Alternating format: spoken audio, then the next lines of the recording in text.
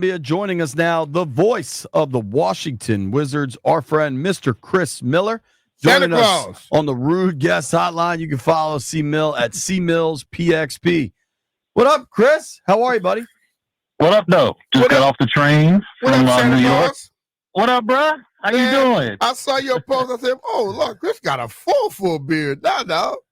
Hey, I have not shaved since the season ended in Miami, so I'm gonna see how long I can keep it before the missus tell me I gotta let it go. Hey, She said, "Hey, y'all will laugh at this." She told me, said, "The first time I see like soup or any food in my beard, you're done." So all right. I'm trying to avoid that. You need one of those brushes, dude. Keep it right, dog. Keep it right.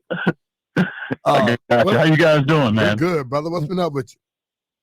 Nothing. Just coming off a really good draft again by Washington, identifying two young pieces that, I think just adds to what they're trying to build here. Complementary players that can do a little bit of everything. Positional size is really important. And I think the character of these kids is something that I think the Wizards front office really values also. So let's start with Trey Johnson, the pick at 6. Just an absolute lethal shooter with crazy athleticism, and he's 6'6" for like a real guard. What do you know about him? How does he fit in? How excited should fans be? Plug and play right away. I think, like you said, JP, he can put that ball in the hoop from distance. All of his 3-point metrics are really, really good. Catch and shoots, you name it. And like you said, he's 6'6", so it's not one of these. He was 6'10" in college, and now he's 6'7". I won't mention no names, but this kid, I stood next to him last night. He's legit 6'5", 6'6". Great kid in terms of character and all of that. And again, it just fits with the profile of what this team is looking for. I mean, he could come in and start next to Bub. Is it maybe not start, but play right next to Bub? Does it happen that fast, you think? I mean, he's a pretty polished player. Yeah, listen, with what the Wizards are doing, I wouldn't be surprised if these kids didn't start, because look what happened last year. They had, 3 first-round picks that they drafted this time last year, and they got a lot of minutes. I think they played the most minutes of any rookie class in 24, and then they went and got A.J. Johnson later in the season. So those kids play. So I expect Will to play. I definitely expect Trey to play, and that's just kind of part of the plan. Is don't sit there and watch. Go get out there and have some good moments. You're going to have bad moments. It's going to happen. Yeah. But learning on the fly is way more important. B, you know this. There's always this conversation in football with a quarterback. Do you want him to sit and watch, or do you want to go out and play? Well, in the NBA, they want you to go out and play. Yeah, I don't believe you learn sitting down. I believe you learn when you're in action. You figure out how fast you got to move and things happen for you. But, Chris, you look at the group that's building this thing now for the Wizards. They had something to do with the Oklahoma City Thunder. Do you see any comparison to what happened there and then what's happening right here in Washington? Well, you can't help but notice things, and it's nuanced things. It's not just like you watch a game, you're like, oh, does he play like Lou Dort or is he SGA? No, it's more nuanced than that. I think getting players in here that have positional size that can help at any position. Can you shoot, pass? Can you dribble? Do you have high character? Do you love basketball? Is basketball at the forefront of your mind? And every kid that they have drafted so far checks all of those boxes.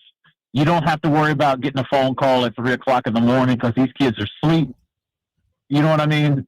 So they have a type. I tell how when you go dating and you date and you like, I have a type. I think the Wizards have a type of player that they're looking for, and all of these kids kind of fit what that is. Talking with our friend Chris Miller here on the Rude Guest Hotline. Rude makes the most reliable heating and air conditioning products in the DMV. You need that AC working right now. Get Rude. C-Mill, the thing that two things excite me most about Trey Johnson. One of them is a stat, and then one of them is a story I heard, I believe, on Monumental. The stat is that he shoots 40% from 3. That is big. Hit about 90 of 225 last year. The story, and I'm guessing I think you may have reported this, is Will Dawkins said when Trey Johnson came in for their pre-draft meeting, they showed him plays where they thought he didn't give it full effort. And I thought the way Dawkins explained that and then Trey's reaction was incredible. Can you relay that for us? So Will goes hard. I give him credit, man. Will Dawkins is the kind of dude, like, he's not going to sugarcoat anything. But that's even something, when I heard that, I'm like, oh, wow. You go at these prospects like that. I love it. Yeah, he showed him clips of him kind of loafing on defense. Uh-huh. And this goes back to the character part. There are some kids, again, I will not name names, but there are some kids, if Will would have said that to those kids, they would have probably pouted and said, I didn't want to come to D.C. Trey, on the other hand, and he said it last night, he was motivated by that. Like, oh, you're showing me things where I can get better. I want to come to D.C. for that. And I think what you're going to get, especially when Brian Keith gets his hands on him in terms of developing, is they don't sugarcoat things here. Like, if you do something bad, they're going to identify it right away and help you get better. So I'm with you, JP. That's something that excited me. And it just goes to show you how the talent evaluators are over there. If you get your feelings hurt because of something like that, you won't play here. Yeah. I like that too. It. And I like the fact that he wanted to honor his father. I always talk about how me and my dad were close. When you see guys that the game is bigger than what they feel is about who they want to impress, it makes a difference because, people don't do stuff for themselves today. They do stuff for other people. And he wants to keep making his dad proud. His dad didn't have the opportunity to play in the NBA. He had to go overseas. So now he gets an opportunity to say, let's do this together. And I think he's going to go full speed ahead with that. Yeah, Pops was clean last night, and I like the shades. I'm going to tell him Saturday when I see him, I got to find out where he got those shades he from. He called his dad out on national TV. He said his dad trying to lie about his age. When his dad say, 20 years ago, I mean 30.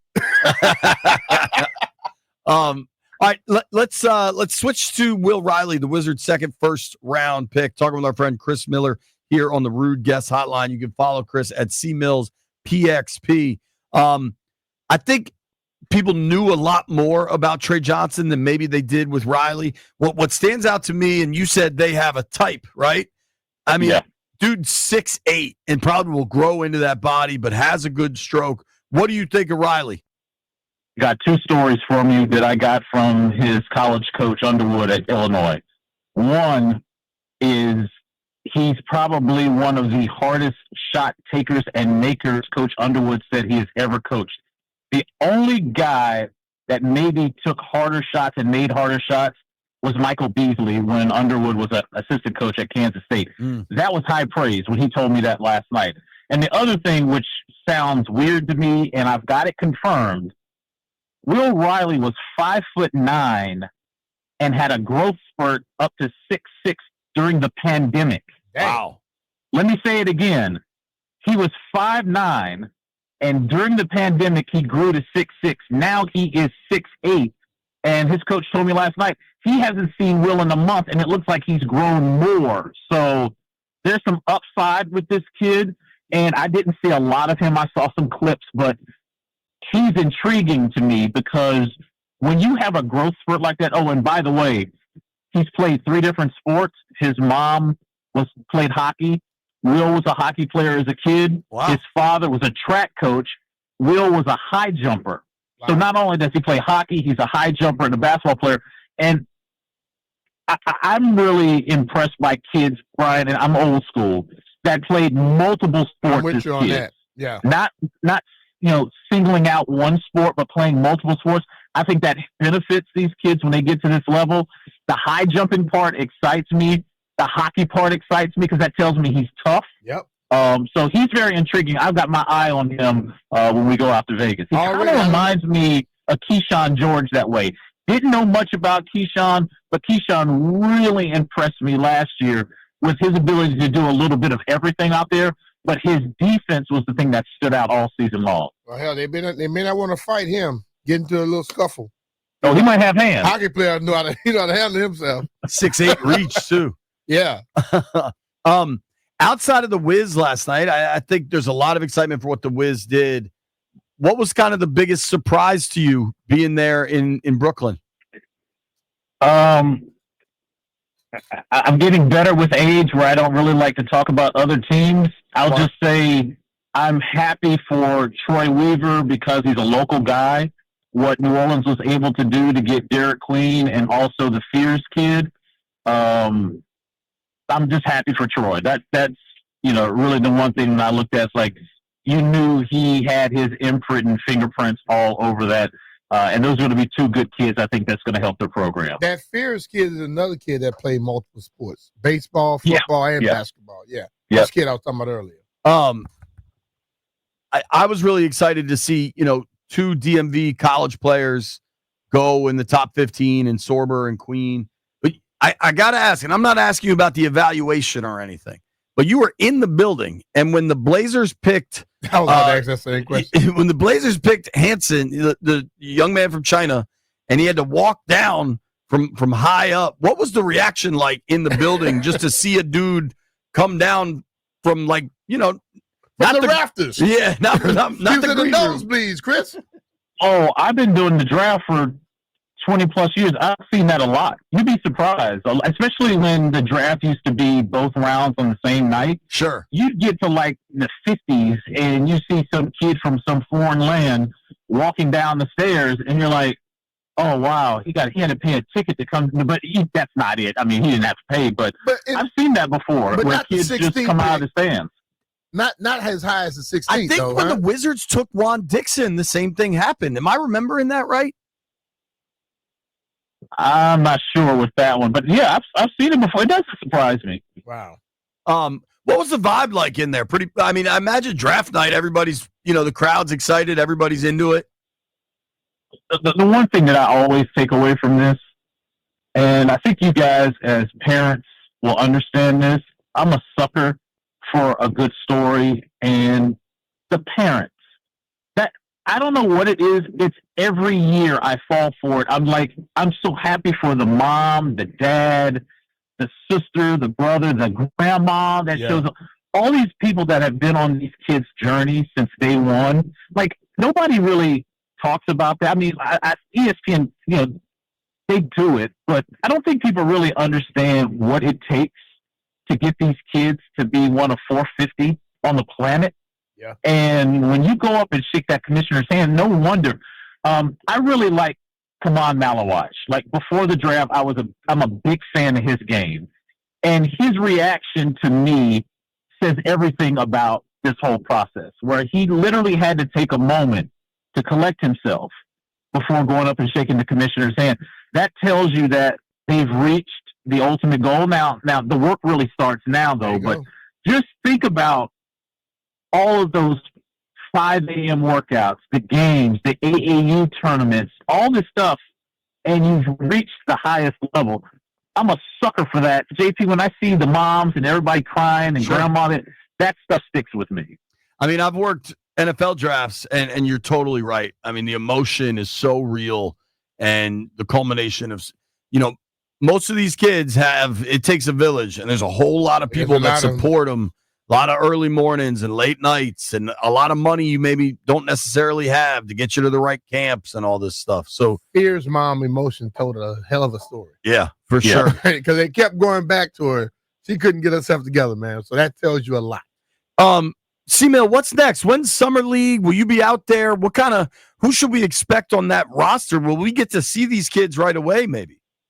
I think you're going to see all of them. Funny story with me, man. I got jury duty, bro. Like, I got to go figure out. I don't want to say I want to get out of it, man. Listen, I'll do it. But it's like right around Summer League. I'm like, come on, y'all. I got 6 months off. You could have gave me jury duty in like April, right? So hopefully I could get out to Vegas. If not, I'll definitely be watching it on TV. But I think all of them are going to play. I think they're going to. I don't know how many games, but you're going to see, these kids going out there and competing, because that's the one thing that I do like about Will in the front office is they're all about the competition. They're not ducking anybody. They want these kids to go out and get a rep out there in Vegas and then stay healthy. I think that's the most important thing. Get these kids out of Vegas healthy get themselves acclimated in August, finding a place to live, doing all that stuff. So once Labor Day pops around, they're back into the gym getting ready for the season. Yep. I look forward to watching that for sure. I'm excited about all of them. Trey, I think, is a home run pick. I'm very excited to see it. Just about your jury duty story. On the day Adam Peters was introduced as general manager of the Commanders, so they had the whole press conference, whole big song and dance. I was going to get a one-on-one interview. I had jury duty. Hey, bro, I'm going to call you offline. I just want you to kind of walk me through that process. Again, I don't mind doing it, but, that stinks, bro. It does. It stinks. I'm going to keep quiet about it. I was able to eventually get out, but it cost me the day. You know what I mean? A lot of it, though, and you're a Montgomery County guy, a lot of it depends on your number, if you know what number you have. And, generally, I don't want to say anything and jinx it, but the higher your number, the better off you are. He's number one. No. Yeah, if you're like number 6 or something, you're cooked. Well, I got a joke to tell you, but I had to tell y'all this online. But my wife had a funny joke about me doing jury duty and how long it's going to take. I was like, wow, she just put the whammy on me. I'll text it to you. I look forward to that. Thank you, man. Appreciate you, brother. Man. We're excited to watch brother. Summer League. Hopefully you're there. Appreciate you guys as always. Good talking to you. All right back at you. Cool, man. That's our guy, Chris Miller, at C-Mills PXP, voice of the Washington Wizards. You can watch all of his coverage on Monumental Sports Network.